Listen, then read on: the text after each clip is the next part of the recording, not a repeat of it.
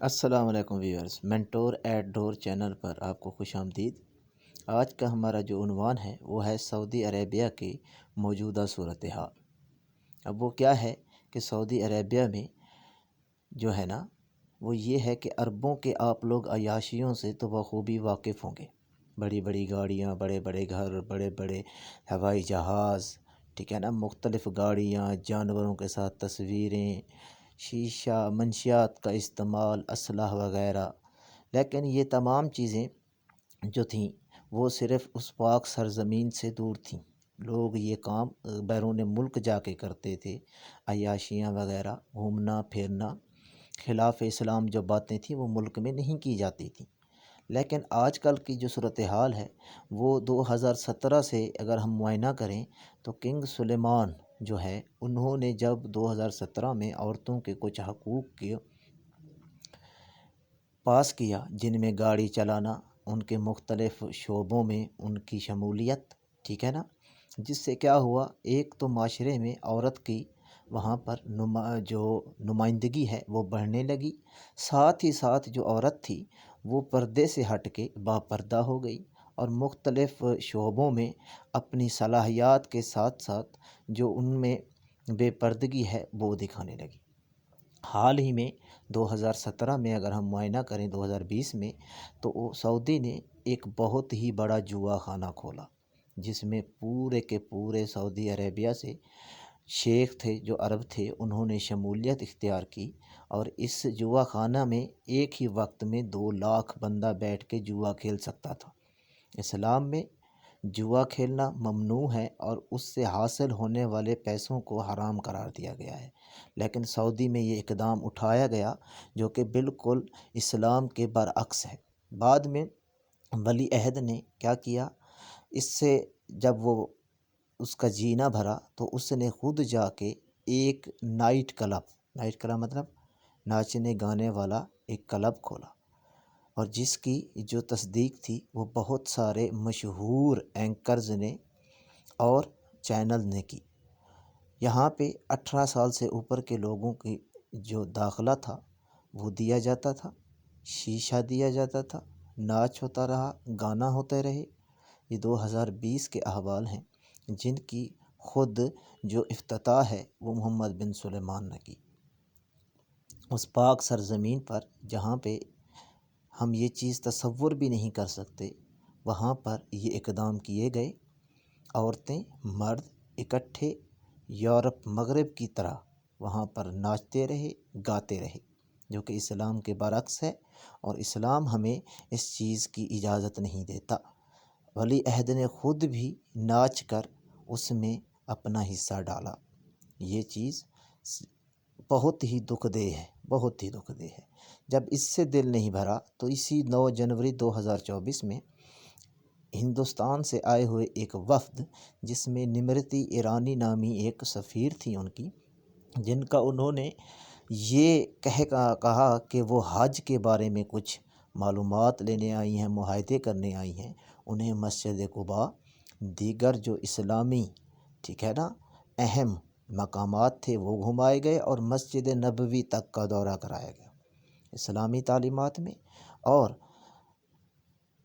کہیں بھی مسجد نبوی اور مکہ میں غیر مسلم کا کفار کا داخلہ ممنوع ہے، جو چیز لوگوں کے لیے بہت ہی تکلیف دہ ثابت ہوئی۔ انہوں نے دوسرے جو کفار ہیں ان سے بھی ملاقاتیں کی۔ دبئی میں تو یہ چیزیں چل رہی تھیں، لیکن سعودی جیسی پاک سرزمین پر ہم اس چیز کو تصور نہیں کر سکتے تھے کہ ایک نامسلم غیر مسلم آئے اور وہاں پہ رہے۔ جب اس سے جینا بھرا تو 25 جنوری کو حال ہی میں انہوں نے ایک شراب خانہ کھولنے کی اجازت دے دی۔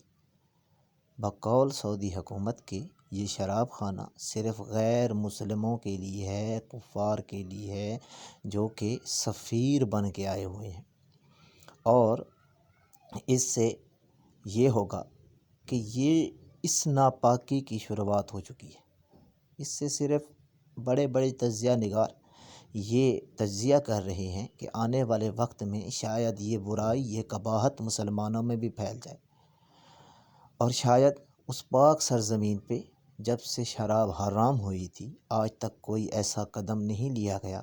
محمد بن سلیمان نے یہ قدم لے کے اس پاک سرزمین کو، عوام کو ایک بڑے ہی امتحان میں ڈال دیا ہے۔ یہ باعث اذیت ہے، باعث دکھ ہے اور باعث شرم ہے۔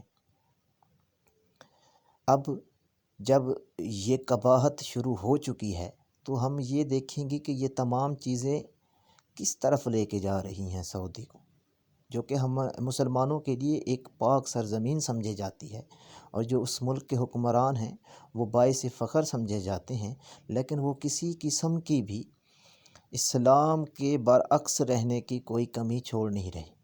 یہ تمام تر چیزیں محمد بن سلیمان کا ایک منصوبہ ہے جس کا نام ہے دا لائن، اسی کی طرف لے کے جا رہی ہے۔ شروع میں اس نے ماڈرن اسلام کے نام پہ یہ تمام تر اقدامات لیے تھے، جس پر بہت سارے علماء خاموش بھی رہے کہ وقت کے ساتھ تھوڑی سی تبدیلی ہونی چاہیے، لیکن میں اس وقت بھی ان چیزوں کے خلاف تھا، آج بھی ہوں۔ اچھا، اگر ہم آج سمجھیں یہ دا لائن ہے کیا؟ یہ جو دا لائن بنائی جا رہی ہے ایک بہت بڑا پروجیکٹ ہے، منصوبہ ہے، ایک بہت بڑا شہر ہے جو کہ محمد بن سلیمان بنا رہے ہیں۔ یہ تقریباً 170 کلومیٹر لمبا سا ایک شہر ہے جس میں صرف امیر لوگ ہی رہ پائیں گے، غریب لوگوں کا داخلہ ممنوع ہوگا۔ اس کا نقشہ دکھایا گیا ہے دا لائن کا، جس میں ساحل بھی آتا ہے، پہاڑ بھی ہیں، صحرا بھی ہیں اور چھوٹے سے سارے سبزے والے علاقے بھی ہیں۔ یہ جو ہے اس کو انہوں نے سیلف سسٹیننگ میٹروپولس کا نام دیا، جس میں انہوں نے دنیا کی ہر آرائش و آسائش مہیا کرنے کا دعویٰ کیا ہے۔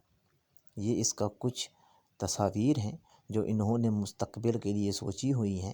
اس میں غریب غربا نہیں ہوں گے، صرف امراء ہوں گے اور ان کی عیاشیوں کے تمام تر وسائل موجود ہوں گے۔